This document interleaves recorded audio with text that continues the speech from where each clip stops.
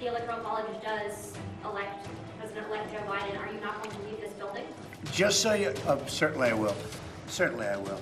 And you know that. But I think that there will be a lot of things happening between now and the 20th of January. A lot of things. President Trump speaking to reporters Thanksgiving Day, the first time he's answered questions from the press since losing his re-election bid. We're going to discuss all that and more with the roundtable this morning. ABC News political analyst Matthew Dowd, Washington Post opinion columnist Michelle Norris, Pulitzer Prize-winning author Evan Osnos of The New Yorker, also the author of a new biography on Joe Biden, The Life, the Run, and What Matters Now, and our chief business correspondent, Rebecca Jarvis. Good morning to you all. And Rebecca, I want to start with you. Biden is expected to announce his economic team this week, Janet Yellen for Treasury. Why do you think she was chosen? There were several names that were floated. And what do you think it means? Well, Martha, she's brilliant, she's experienced, and she has very broad support. The progressives like her, but so do Wall Street and corporate America, and she has bipartisan support. She also has a huge task in front of her. And while President-elect Biden has been calling for more stimulus, an additional stimulus plan, that's something she has also been calling for because of the fact that this recovery that we're in the midst of is still on extremely fragile footing. You have millions of Americans who are still out of work, millions who have slipped into poverty in the last handful of months, and small businesses. Well, you might be looking at the stock market thinking that things have fully recovered. You have the Dow now up at 30,000. That's the biggest 30 companies in this country. Smaller businesses, Martha, they are still in pain, and I hear from them on a daily basis. It is existential at this point as they enter into these winter months. They're worried about their communities, they're worried about keeping their businesses afloat, and they're worried about their customers and their employees. It is going to be a difficult time indeed.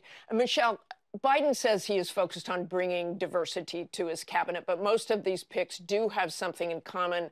They served in the Obama administration. It seems like the new team is the same as the old team. Admiral McCraven disagrees with that. But do you see any room for fresh thinking?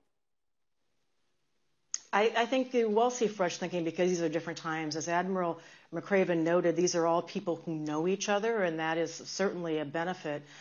It's interesting to look at not just who he's choosing for the cabinet, but how he will compose the cabinet. It's quite possible that given the year of tumult that we faced and all the uncertainties, that he might be expanding the cabinet with new faces, but also with new positions in the cabinet. It would not be at all surprising if he used the envoy position like we see with John Kerry in other situations, likely a pandemic czar, but possibly even someone who would focus on technology and innovation, focus on education, focus on economic problems going forward beyond the traditional rubric of commerce and the Small Business Administration. And Evan, you wrote the book on Joe Biden, quite literally, in terms of the choices he has made so far in national security especially. He is clearly choosing people in large part who he knows well. Yeah, these are people who he trusts, but most of all, he trusts their experience. They have been through hard problems.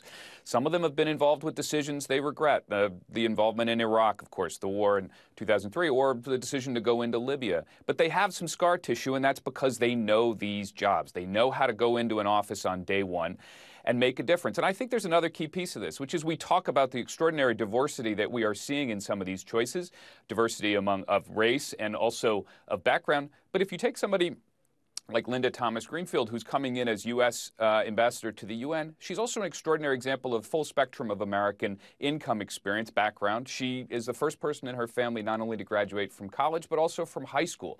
And she served at the highest ranks of the State Department. So there is a real effort to make this government, as Joe Biden says, look like America. Were you surprised at all that he brought John Kerry into the team?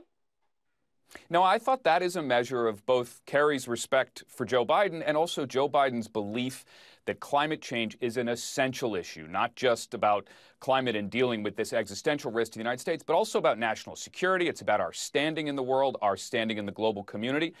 John Kerry knows how to go around the world and get people to talk to him and take him seriously, and that puts climate at the very top of the president-elect's agenda. And Matt, most of the picks appear headed for smooth Senate confirmation, but how difficult is it going to be for Biden with the remainder of the team, with people who appease the progressive way of thinking in the Democratic Party, but getting them through the Senate? Well, you know, Martha, for us in the Christian faith, today is the first Sunday of Advent, and it is symbolized by hope.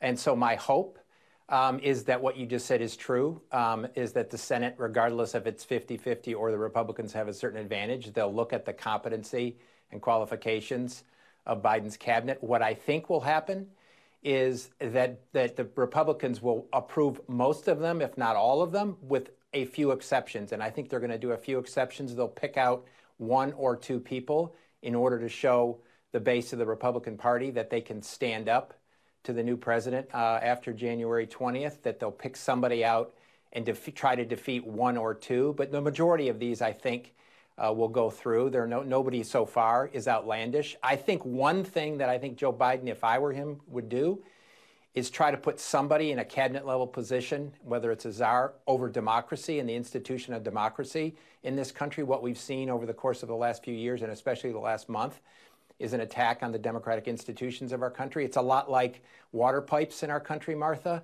where you can't just ignore them for 80 or 90 years and think they're all fine. We have to do repair on the institutions and the infrastructure of democracy. I think that's really important. And I think that's really, really important for Joe Biden to recognize that 74 million people voted against him, and there's questions in a lot of people's minds about the institutions of democracy. And on that note, Michelle, Biden is set to receive the presidential daily briefing first thing tomorrow. Even if Donald Trump publicly fights on, it seems he is signaling he knows this is over. He's signaling that, but, you know, you never know from one day to the next whether that message is going to hold. I mean, he's now saying if the Electoral College approves Joe Biden that he will leave. But will he ever really leave? I mean, I think it's safe to assume that he will represent thunder at the fringe for years to come, that he will be a important person in the party, a greatly influential person in the party. But as Joe Biden moves into this position, just reaching back to something Matt said about comity, you know, being able to actually work with the other side, in Joe Biden's Thanksgiving address, you saw his message of healing. You saw him talk about the need to come together and unite to move forward.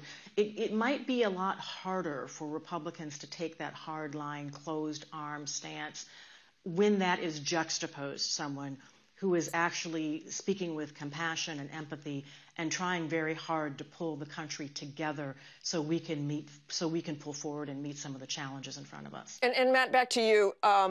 Mitch McConnell still has not said much about Joe Biden at all. What's his strategy here? Well, I think his big worry, I think everything Mitch McConnell is focused on right now is the 2 Senate races, special elections in Georgia on January 5th. That will determine whether or not he's majority leader or not come that day. And so I think that's what he's focused on. I think he's trying to balance.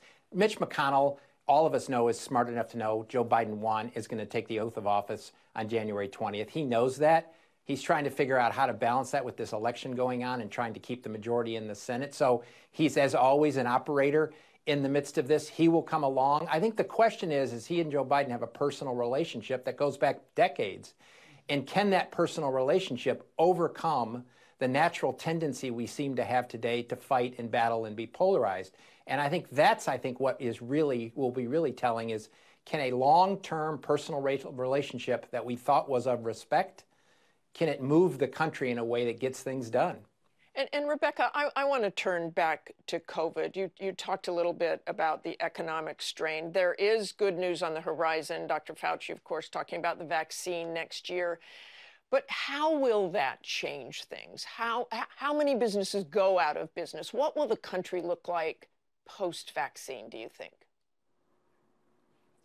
Well, Martha, what we're seeing now is that while a lot of businesses in the last handful of months started to see things looking up, these last handful of weeks and what we are now heading into, these winter months before there's a vaccine, before it's widely distributed, are very uncertain. And they're especially uncertain if you run a restaurant or a bar or a small retailer. And for these businesses, in particular, the people who work for them, 3.5 million Americans who work in the leisure and hospitality space still don't have their jobs back from February. All of these small businesses, while they may have taken PPP earlier in the year are not. They don't have an additional lifeline at this point, and thousands of them are at risk of potentially closing, even though there is this vaccine on the horizon, Martha, because there's this bridge. And the bridge doesn't exist currently for so many. And that's a big question that Janet Yellen will have to answer in her role as Treasury Secretary. She'll have to draw on her experience as Fed chair, looking at some of these structural issues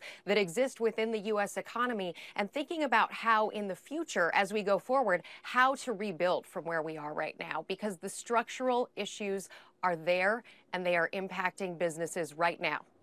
And Evan, in Biden's very sobering COVID speech, he urged Americans to persevere, declaring America is not going to lose this war. It's almost like he's preparing to govern essentially as a wartime president. Yeah, you heard a very prayerful tone from him. This was a man who recognizes the gravity of what we're facing. And I think what you heard him saying also was that out of division, in our finest hours, we can find unity. And it's striking to me that he has spent some of the past week or two talking to local mayors, many of them Republicans. He's saying to the public, look, I get it. If Washington Republicans are not going to acknowledge this victory and help us move on and begin this transition, I'm going to talk to the people on the front lines. And it was, after all, Republicans on the front lines who were the ones who forced Donald Trump to acknowledge the fact that this was over. Donald Trump and Joe Biden may never have that kind of meeting of the minds, but Joe Biden's not waiting. He's talking to people who are dealing with this every day. And Michelle, you talked a bit about what Joe Biden will face and the issue of democracy. When he takes office next January, he's going to face a monumental challenge of millions and millions of Americans not really believing the election results. Does he have a prayer of bringing those Americans on board? You know, I don't know that he can bring them on board, but he can govern them effectively whether they get on board or not, and he might just have to figure out how to do that. He's talked so much about unity and healing, and that seems to be his natural octave. He is so effective when he speaks in those tones, but at the same time, the diverse coalition of voters who sent him to office, who elected him, are also looking for him to demonstrate a bit of a warrior spirit, which means not just extending an olive branch, but also trying to show that he's willing to push for reform, that he's willing to push back and tussle with the Senate if they are not willing to work for him. It's going to be very difficult for him to do this, but it's possible that he might, and we saw a break perhaps in the Republican allegiance in the days after the election, because as Evan noted, there was a break. You know, Republicans in Arizona and Michigan and Georgia, you know, they broke from the party line and upheld democracy. They made a choice and they put America first. And you might, you know, hopefully see that happening more often as he takes that oath of office. And Matt, it seems clear no matter what happens, Donald Trump is probably going to remain a force in the Republican Party. What does that mean for any new Republican leaders or hopefuls? Well, I think that's the biggest pressure. And yes, there's going to be pressure on Joe Biden to see what he can do. And I think one of the moments that people underestimate is when he puts his hand on the Bible on January 20th and swears his oath into office. There is a shift among the country, maybe not for all of Donald Trump's supporters, but for a significant portion. They're going to actually open their eyes and listen to some of what Joe Biden has to say. But the Republicans are going to be really struggling with this, because if they want any new generation of leaders or any new leaders to emerge that isn't Donald Trump, that sort of represents the Republican Party in a different way, maybe back to a more principled conservative way, how it used to be, they're going to be blocked by Donald Trump. And I see no incentive for Donald Trump to go away in this. He's got a huge amount of followers. He's got the second most votes that ever been cast for a person in history in the country, upwards of 74 million people. People love him. The Republicans that follow him love him. He's got 95% support among Republicans, another high standard for a Republican in this. He loves to be in the limelight, Martha. He loves to be on stage, even though now he's not the main actor in the play that we're seeing unfolding come January 20th. Okay, Matthew, I got to stop you there. I got to stop you there, but thanks so much to all of you. Hi, everyone. George Stephanopoulos here. Thanks for checking out the ABC News YouTube channel. If you'd like to get more videos, show highlights, and watch live event coverage, click on the right over here to subscribe to our channel. And don't forget to download the ABC News app for breaking news alerts. Thanks for watching.